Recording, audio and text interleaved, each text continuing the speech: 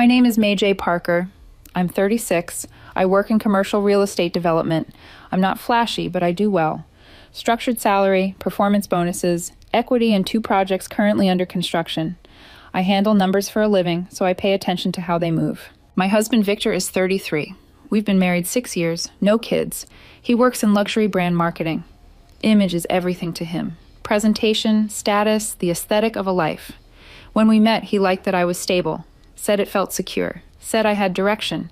Over time, secure started sounding like predictable, and predictable slowly became an insult. The last year of our marriage felt like a performance review I didn't know I signed up for.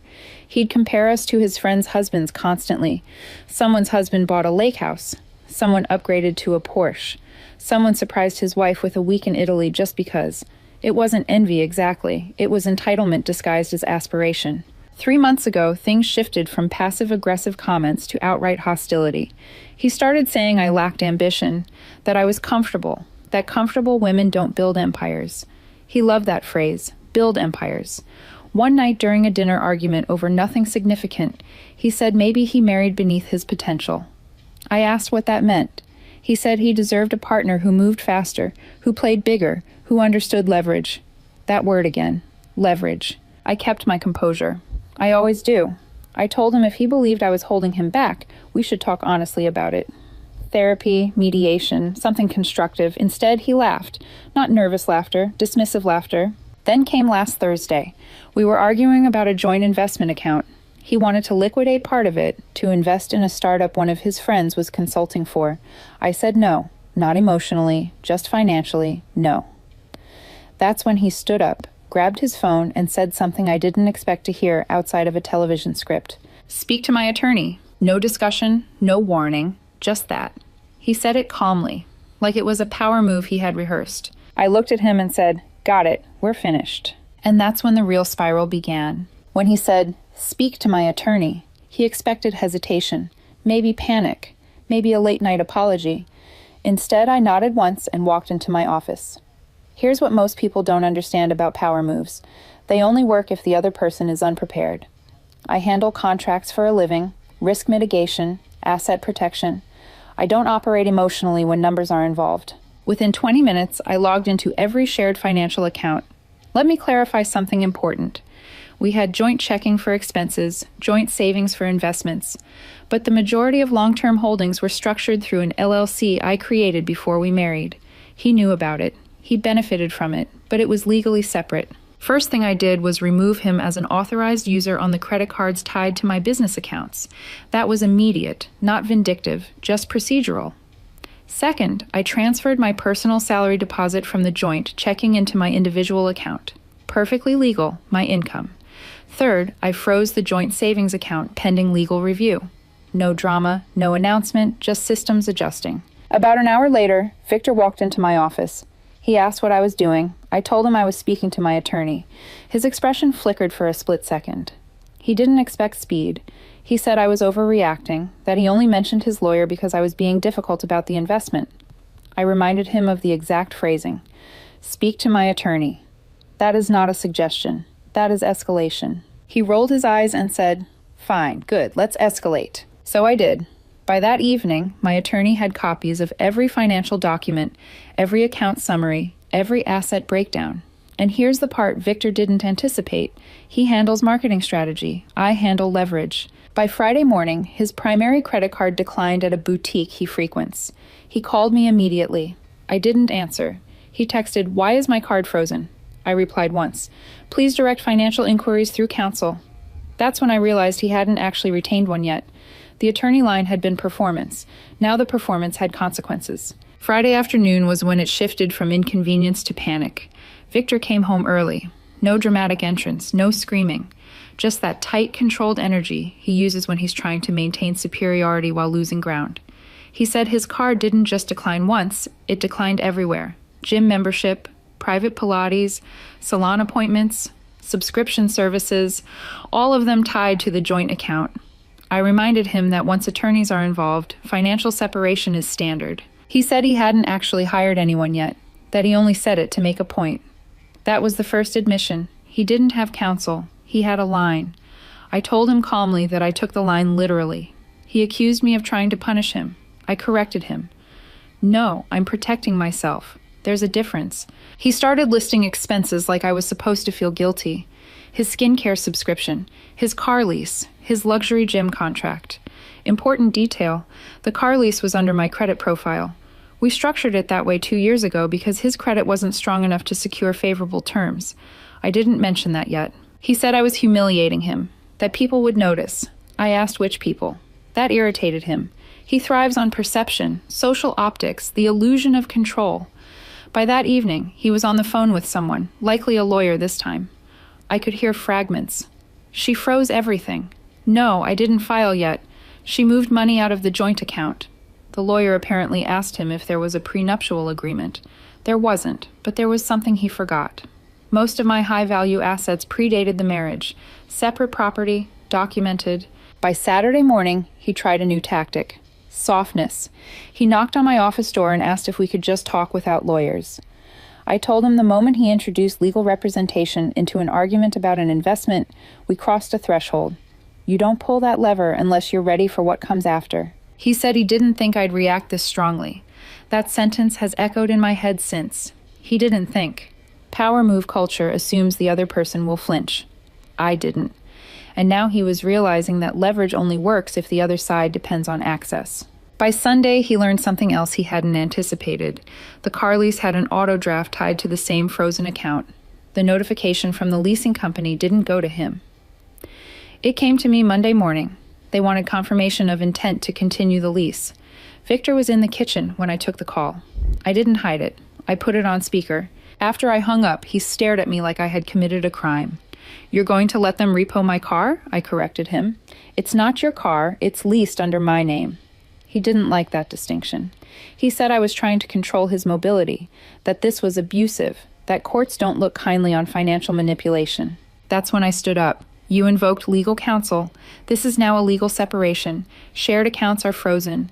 Shared liabilities are being evaluated. That's not abuse, that's procedure. He didn't have a rebuttal for that. Instead, he pivoted. He said he'd stay at his friend Chloe's condo temporarily until things cooled down. That's when I made the next decision. The house is mine. Purchased 4 years before we met. Mortgage in my name only. Title solely mine. He moved in after marriage. We never refinanced jointly. I had been patient because I assumed we were negotiating toward resolution. But once he escalated publicly to lawyers, I stopped pretending we were still cohabitating as a couple. I told him calmly that if we were divorcing, he needed to make formal living arrangements. He laughed again, that dismissive edge returning. You can't just kick me out.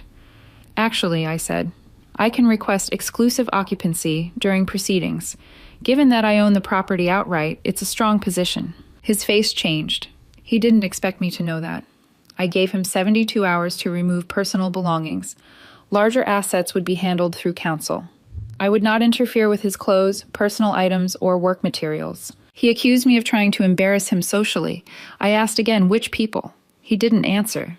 By that evening, he was calling friends. I could hear him explaining in half-truths. She's overreacting. She froze everything. She's spiraling.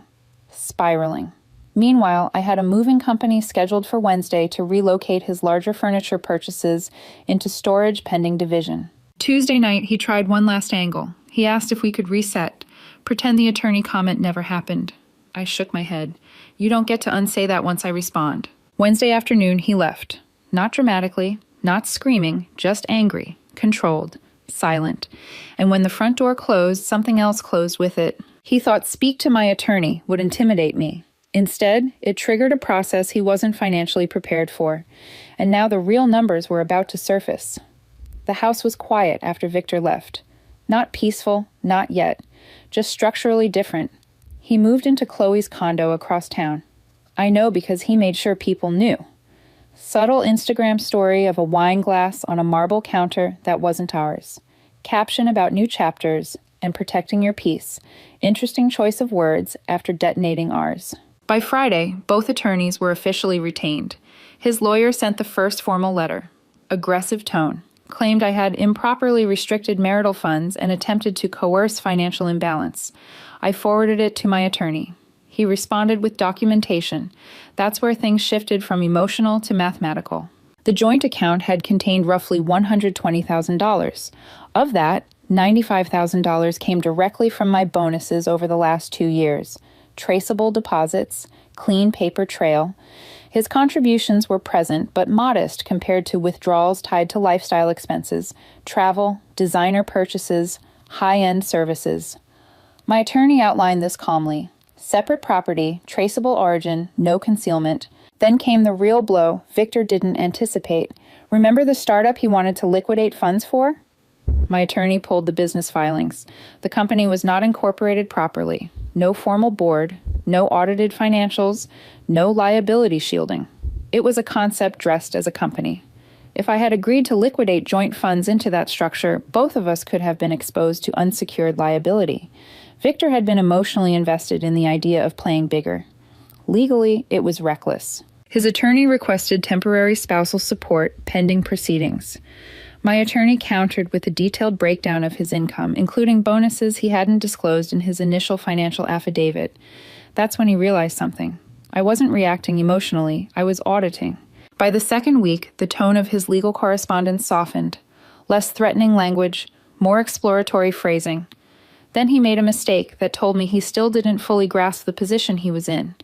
He attempted to move a large sum from his personal brokerage account into Chloe's account, probably thinking it would be shielded. It wasn't. During discovery, transfers get flagged. When his attorney called him about it, from what I later learned, the phrase used was, "That was not a wise move." The power play he initiated was unraveling into procedural scrutiny, and Victor, who built his identity on optics, was now facing documentation. Paper doesn't care about presentation. Discovery started in week 3. If you've never been through it, discovery is where illusions go to die.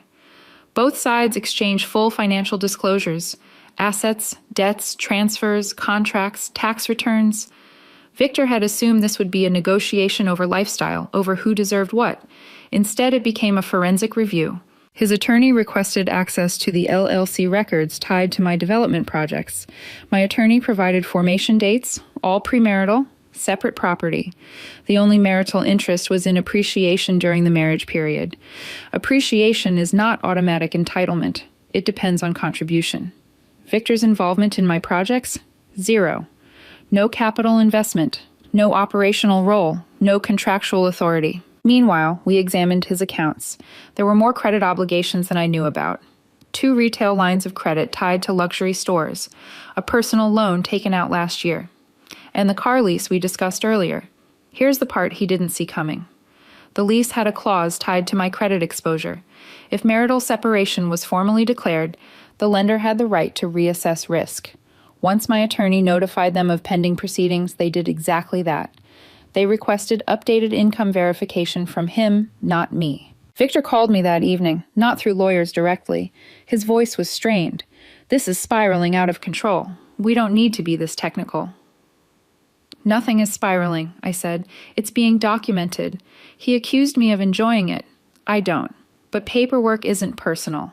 He said he only mentioned an attorney to scare me into agreeing to the investment." That word again. Scare. He misjudged the risk tolerance in this marriage. By week 4, temporary orders were discussed. He requested exclusive use of the house until final judgment. My attorney responded with the deed. Premarital acquisition, no joint refinancing, no equity contribution, request denied. That's when the financial pressure started to show publicly. His car lease payment doubled after reassessment. Chloe's condo had strict HOA occupancy rules limiting long-term guests, and Victor's marketing firm quietly announced budget cuts. Bonuses paused. The empire he wanted to build suddenly required cash flow. Cash flow he had assumed would remain accessible. It wasn't. The collapse wasn't loud, it was incremental, and incremental is harder to reverse. By week 5, the tone shifted from aggressive to reactive. His attorney requested mediation. That alone told me the math wasn't working in his favor. Mediation was scheduled for the following week. 6 hours, neutral office, long table, legal pads, bottled water no one drank. Victor arrived polished, tailored blazer, controlled posture. He performs confidence well, but performance cracks under numbers. His attorney opened with a proposal framed around fairness. 6 years of marriage, shared lifestyle, support for transition. My attorney responded with timelines. asset acquisition dates, contribution percentages, documented deposits. The mediator kept steering it back to practicality. Here's what Victor hadn't accounted for. During discovery, his own spending patterns undermined his narrative of dependency. He had discretionary control over significant monthly expenditures. He maintained independent credit lines. He had consistent employment. Temporary support is about need. Need is measured. Measurement doesn't bend to aesthetics. By mid-afternoon, the car lease came back into discussion. He requested continued shared responsibility until expiration. My attorney reminded everyone that Victor selected the vehicle, signed the agreement under my credit exposure, and used it exclusively. Furthermore, the lease reassessment occurred due to his declaration of separation. Causation matters. His attorney suggested splitting the payment. I declined. If we were truly separating finances, we separate fully. That's when he broke composure, not loudly, just a visible shift. Why are you being so absolute? He asked. I answered honestly, because you introduced absolutes. Speak to my attorney isn't a suggestion, it's a trigger. The mediator looked between us but didn't interrupt. By the end of mediation, a tentative agreement was drafted. He would retain his personal accounts and belongings. I would retain the house and premarital assets. Joint savings would be divided proportionally based on documented contribution ratios. No spousal support. Each party responsible for their own liabilities moving forward. It wasn't dramatic, it was clean. As we left, he said quietly in the hallway, I never thought it would go this far. That sentence again. He never thought. Leverage assumes the other person negotiates from emotion. I negotiated from documentation. Documentation doesn't panic. 2 days later, he called me directly, not through attorneys. His voice was different, tired. The startup was officially dissolved. No investors, no funding. The friend who pitched it had already pivoted to something else. His firm announced deeper cuts, bonuses suspended indefinitely. Then he said something I didn't expect. I didn't realize how much I relied on the cushion. The cushion, that's what our joint structure had been to him. A silent absorber of risk. He admitted he thought threatening legal action would scare me into agreeing to the investment. He believed I'd rather fund the risk than face the optics of divorce. I miscalculated, he said quietly. For once, no edge, just admission. Then he asked if we could talk without lawyers one more time. Not about assets, about us. For a moment I considered it. Not reconciliation, just closure without paperwork in between. But once you escalate formally, you don't casually step back into the arena. You either complete the process or you reopen it. I wasn't reopening anything. I told him gently that communication should remain through counsel until finalization. After I hung up, I blocked his number, not out of anger, out of finality. 6 weeks after he said, speak to my attorney, the final decree came through. The judge signed off on the mediated agreement with minor revisions, no spousal support, assets divided according to documentation, house retained, LLC untouched, joint savings split proportionally to contribution. Clean. About an hour after confirmation, I received one final email from him. Subject line, I understand now. He wrote that he thought leverage meant strength, that invoking an attorney would shift control in his favor. He believed I would negotiate from fear of loss. Instead, I negotiated from structure. He admitted he underestimated the difference. He said he didn't anticipate how quickly financial separation would expose his real cash flow, that he never calculated how much of his lifestyle was subsidized by shared liquidity. Then he wrote the only sentence that mattered. I thought power meant pushing harder. It turns out it meant knowing what you actually stand on. I didn't reply. There was nothing left to clarify. The collapse he never saw coming wasn't catastrophic. There was no foreclosure, no public meltdown. It was quieter than that. A downgraded apartment, a reassessed car lease, a paused bonus cycle, a startup dissolved, a lifestyle recalibrated to actual income instead of assumed access. I didn't win anything, I just didn't flinch. If there's one thing I learned, it's this. You don't threaten legal escalation unless you're prepared for the legal outcome. Speak to my attorney isn't a dramatic line, it's a trigger. And once you pull it, you don't get to complain about the process that follows. The decree was signed on a Tuesday morning. No courtroom theatrics, no final speech, just paperwork finalized, assets divided according to documentation. No spousal support, each of us responsible for our own liabilities. The house remained mine, the LLC untouched, The joint savings split proportionally to contribution. Clean, precise, structured. By that afternoon, the legal emails slowed to silence. His attorney confirmed receipt of the final terms. Mine archived the case. 6 weeks from "speak to my attorney" to full dissolution. That's how long it took for a power move to turn into a process. 2 days later, he sent one final message. Not angry, not defensive, just stripped down. "I understand now." He admitted he thought leverage meant strength, that invoking an attorney would intimidate me into compliance over the startup investment. He believed I would negotiate from fear of losing the marriage. Instead, I negotiated from documentation. He wrote that he underestimated how quickly financial separation would expose his actual cash flow, that he never realized how much of his lifestyle depended on shared liquidity rather than independent stability. He didn't ask to reconcile, he didn't blame me, he didn't accuse, he acknowledged miscalculation. That was new. I didn't respond, not because I was angry, because there was nothing left to resolve. Closure doesn't always require dialogue. Sometimes it requires alignment. From what I heard through indirect channels, the aftermath wasn't dramatic. It was incremental. He moved from Chloe's condo into a smaller one-bedroom rental. The car lease was renegotiated at worse terms. His firm's bonus freeze forced him to adjust spending quickly. The startup he wanted to fund dissolved quietly. No launch, no empire, no leverage, just recalibration. There was no public meltdown, no social collapse, just reality invoicing everything that had once been cushioned. And me? I stayed in the house. Same walls, same mortgage, same projects under construction, same spreadsheets. But the structure felt different, not because I gained something, because I removed volatility. What surprised me most wasn't the financial clarity, it was the emotional one. When someone escalates to legal threat as a tactic, they assume the other person will hesitate. Panic? Bargain. What they don't anticipate is preparedness. He thought "speak to my attorney" would shift control. Instead, it triggered a system. Systems don't respond to ego.